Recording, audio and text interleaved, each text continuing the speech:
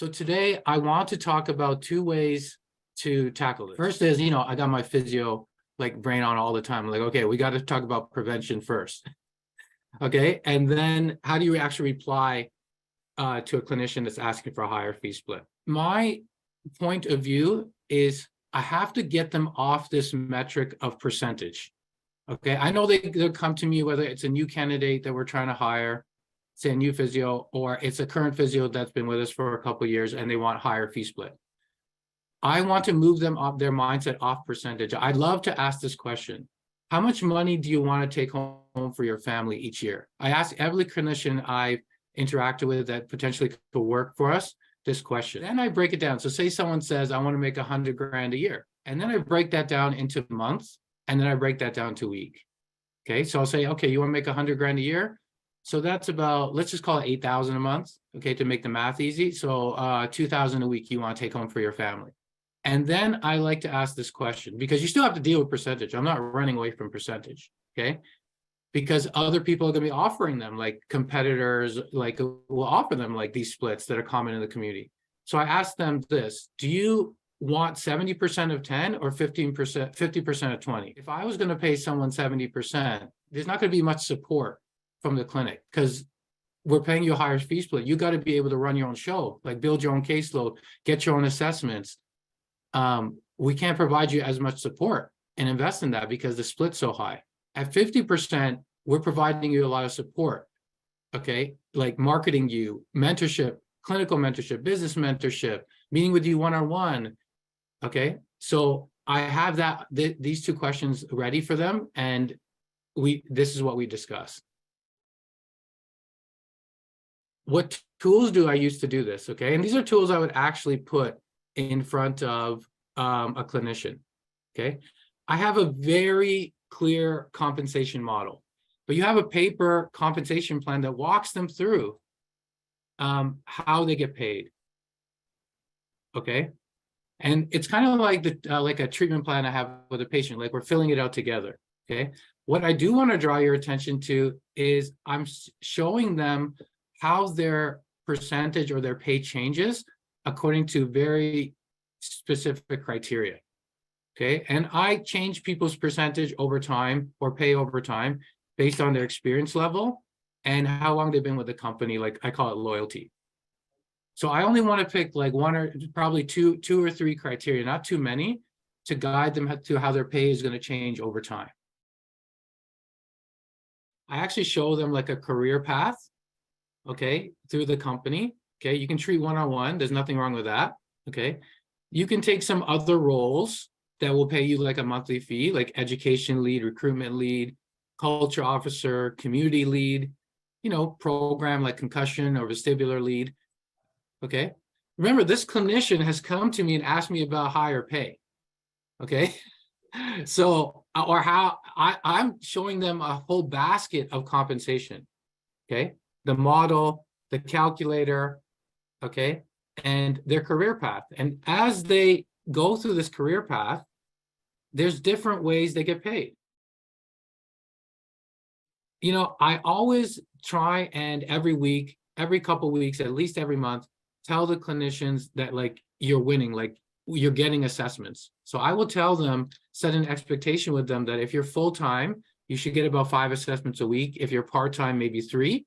But then I take that extra step and I let them know how many assessments they actually got every week or every month. Okay, I'm proactive about it to let them know that they're busy here. Okay, and I have one-on-one meetings with every clinician. It might be weekly for a new grad or every 2 weeks or every month, depending on the experience of the clinician. But I actually like to broach the subject of compensation, so I'm not blindsided by it. Okay, I'm always asking them hey, are you happy with your pay? Hey, how come you didn't do an incentive? Hey, do you need to go over the calculator again? Let's pop up that career slide. Are you still happy where you are? Okay, so I'm pushing the conversation about compensation. So it reduces the probability that someone's going to surprise me. How do you reply to someone says, I need a higher percentage? Okay, I ask the same question. How much more money do you want to take home for your family each week? Okay, how much more money? I want to make an extra $1,000 a month. So I just break it down into weeks, which people seem to understand. Oh, so you want to make like an extra 250 a week? Okay. And they said, yeah, I'd be happy with that. So remember, I get them away from percentage. If someone comes and asks me, hey, I want to go to like 52%, 55%. I'm like, well, how much more do you want to make a month? 1,000? Okay, cool. So 250 a week? And they say yes. Okay. So again, I get them off percentage and we talk about actual take home. So where would the first place you guys would look? I would actually go with Alexis on this and treatment plans. And I'm finding, people falling off their treatment plans is a big area where there could be additional revenue for the practitioner. Because if you have a clinician that has a lot of fall offs, that's like having a leak in your pool. If you help them with that, they should see the number of treatments per week increase. More patients getting their outcomes, which can result in better reputation, more referrals. Like a lot of good things happen if you can help them with their fall offs. So that could be the answer. And so you don't need an extra 2%. Let's work on fall offs for the next 4 weeks. And you can do that with a lot of these things. Okay. So I don't go to percentage first. Percentage is last. Hey, are you doing the treatment plan process that we practice? Let's take a look at that. Let's reduce your fall offs. What does your retail look like? Do you want to learn bracing? Do you want to learn orthotics? Okay. Hey, if you just gave an extra 2 hours, would you work a Saturday for 4 weeks or for 12 weeks? Hey, you didn't take any of these incentives.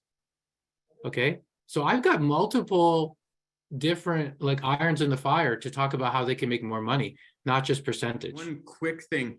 There was a comment by Monica about quality of life and maybe not adding additional hours to a practitioner. And I got to admit, this is one area that's really close to my heart because I think having that work-life balance is super important.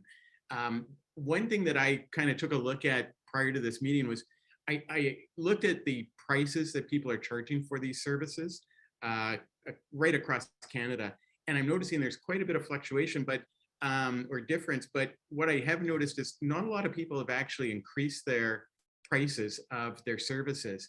And this could be a proactive to even help avoid potentially having this conversation with a lot of your staff. Increasing your prices, it can increase the income for your staff. And now's a great time to do that. So just a thought that you might want to look at, and could help even avoid having this conversation if you proactively do that. So again, I guess my takeaway is there's no right answer here. All the answers are right. Okay. But I actually go to this one first, their clinician scoreboard. Here's an example of that. Okay. It's just built in Google Sheets. Okay. So what I do is I use Givano. Okay. Let's go to Givano. Okay. And Terry, you put this in a report. So if you go to reports. Yeah, we updated the clinic summary report so that it has as much of the data necessary for that scoreboard or scorecard as possible. Yeah, exactly. So you can run this report. Okay, I can run it from any clinician I want. Okay, and I think you picked a time frame, which my scoreboard is weekly. You can run this report, and it'll help you fill out this from Givano. It'll help you fill out this clinician scoreboard that I've built in Google Sheets. You got to figure out yourself what metrics are meaningful to you that show you the behavior of this clinician. But the answer to this is the money that they want to make more per week is sitting in here somewhere.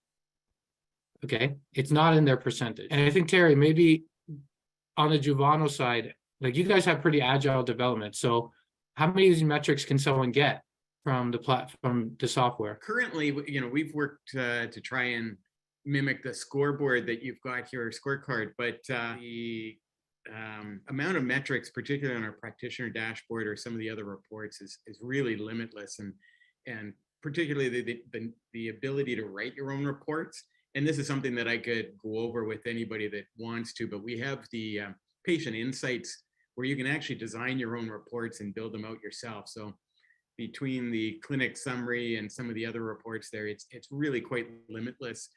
But this is an area that we're really focused on and working with Sanjeev and the rest of his team.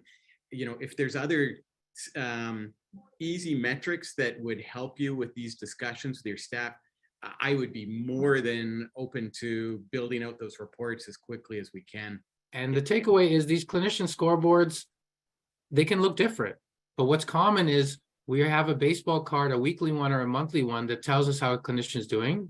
If they come for asking for more pay, we go there first and look where it's, and try and find where it's hiding. Saying no. Okay, so by far, this is not like a guaranteed way to respond to split. Sometimes you will not be successful. Okay, so this is what I like to say, my rebuttal script back to clinician. After we find out they want that 250, maybe I can only get them like from what we looked at to 150. I'm happy to say to them, hey, I can get you like 70%, 80% there. Okay, and I can appreciate that you want to make more money for your family, but I have to think about, like for me, I have to think about all the staff, not just one person. And I found people are understanding of that.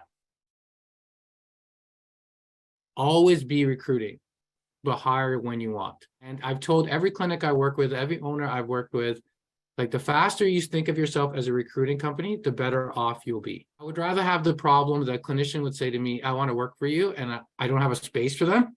I'd rather deal with that than be in a situation where I can't find someone to work for me.